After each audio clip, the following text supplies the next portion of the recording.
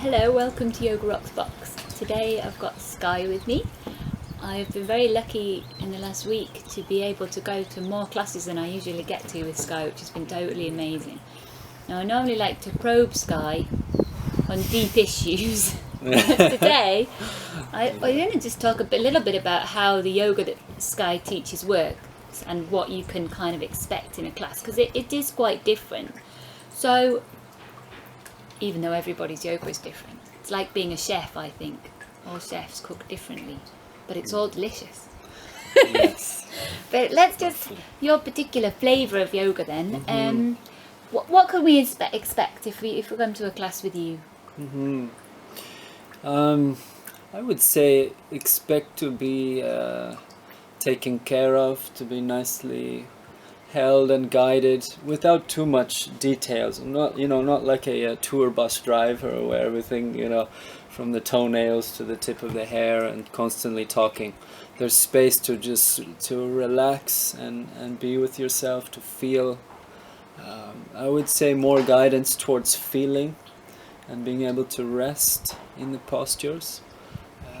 A lot of breath and movement, things to get started, and then coming into the asana after sort of finding your way and then settling in for a little while.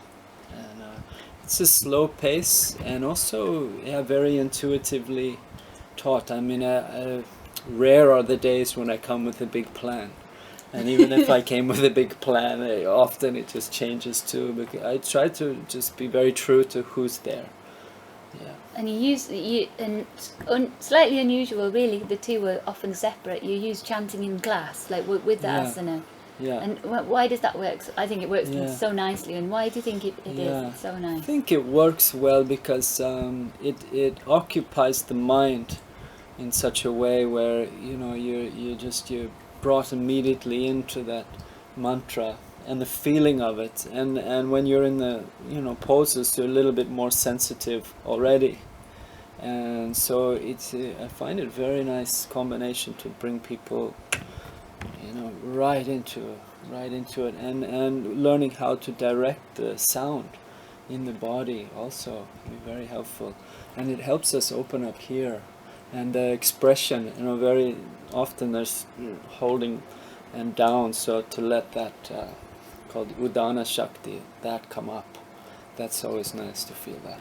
And playing with this stuff, I've been feeling very very happy and chilled in class, and then it's taken this feeling then into, I was like, I could just do this yoga forever, it's amazing. But obviously being on the mat is in some ways is easy, and then taking it off the mat. And do you think that the slower kinds of yoga and working with stuff like maybe chanting that maybe can bring stuff up can make you feel a bit uncomfortable maybe, and then staying in poses for a while, or the stillness in between the poses, do you think this can help you take the yoga off the mat? I think so. I mean, if we're very restless people generally and keeping busy all the time, getting that chance to feel the stillness and how that is, just to let the restlessness kind of unwind a bit. And then, I've noticed too, and after class, the busy, head-filled people are just a little more, receptive and welcoming, and that too. It doesn't always work with everybody. Some people they have to be kept very occupied the whole time. So, but if you allow it in a little bit, I think if you can allow that softness in on the mat, it does carry on and carry forward in your life. And the uncomfortable moments as well, because sometimes even when you don't know why, but you finish an asana and you're in the stillness and you feel a little bit uncomfortable. And what should you do? Yeah, that's an important part of the yoga actually, because in a sense we're unlocking these holding patterns where we've been kind of restricted, and it goes back to all sorts of different childhood things and issues and traumas and way that we've been brought up and so forth. And so when you just give yourself a chance to rest, the unconscious can unload a bit just it knows how much to give up. And then so sometimes a peculiar feeling will arise, and you, whoa, what is that all about? A memory or whatever. And so it's not always entirely comfortable, but the guidance is there to welcome it, and it's a beautiful thing. It's like a bubble coming up from the bottom of the lake, and then it just bubbles up and then pops, frees up, and you feel, nice. Yeah, exactly. Yes. She's got that from this week. I've been practicing. And you talk about parents quite a lot. Yeah, they're important. And it's important. I think yeah. people don't. Yeah. I think it's great to kind of to recognise Yeah. the influence and how much it Yeah. affects you. Yeah, it is true. Our psychology is not separate. We can't keep it outside of the yoga practice. Really, it's going to play up.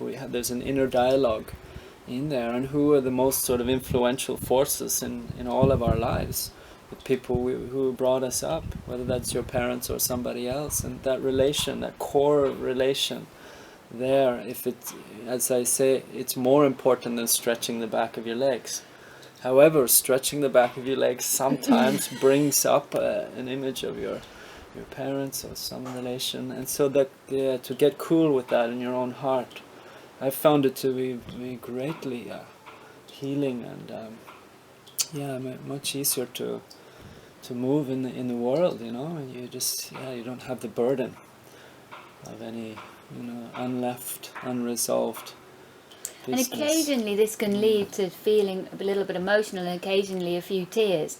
And this is welcome. Very much so. Yeah, it's okay to have the tears. Yeah, the tears are nice, and often the tears it's like tears of gratitude, and a feeling of like thank you, to be able to let go a bit. Like we have to get through quite a few tears, I feel. Yeah. Yes, it's been a very lovely week. The guests have just been bathing in it. It's been very nice. So, and at the beginning of the class, we've been chanting the student-teacher prayer, and then a little bit more than what I find is the tradition. And what is that we've been doing? Yeah. So this mantra, it comes. It's for actually saying the attitude of the yogi, the one who's engaged in yoga. In each pose, the pose really is the inner pose of trust and relaxation, called sukham, and that it's like when you see a baby in mother's arms, a mother who's really holding the baby, who's there present. Can we have the pose of the baby who's just like, yes, okay, mom's got me, I'm fine, all is well, and I'm in her arms. And when you're in the warrior pose, also, even within the strength and stability, there's that kind of, okay, mom's got me, and there's sukham. So in that way, that prayer is to help us remember that and be in that.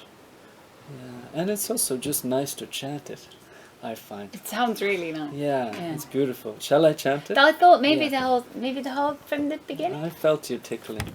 Yeah, you can join in too. See, Helen's been also a great student. She brings out the best. Well, I know the first bit. Okay. Yeah.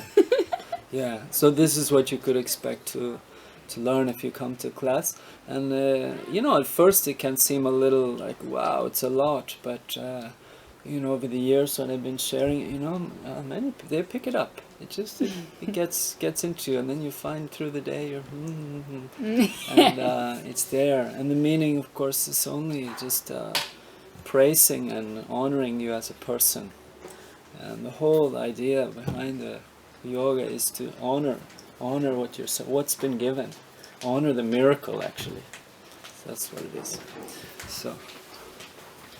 Om Sahana Bhavatu Sahana Bhunaktu Saha Viryam Karavavahai Tejasvinavaditamastu ma vidvishavahai.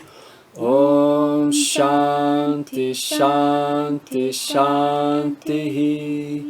Om Anaya Sena Yena Syat ajasram brahma chintanam asanam tatvijaniyat yoginam sukadayakam om hatha yoga parottamaya namaha.